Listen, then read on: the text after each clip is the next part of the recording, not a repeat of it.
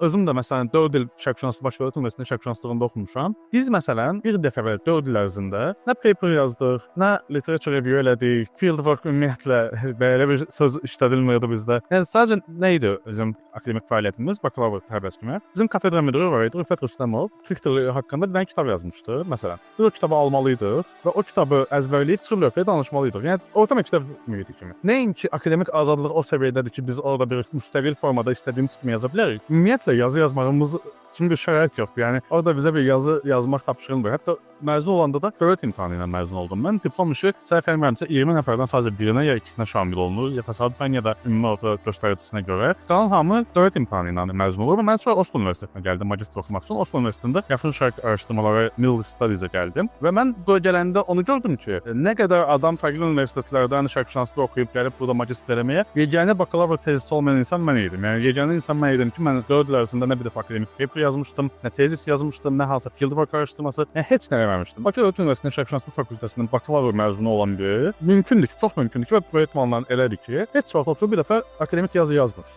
4 il ərzində heç vaxt belə bir işlə məşğul olmadan məzun olur.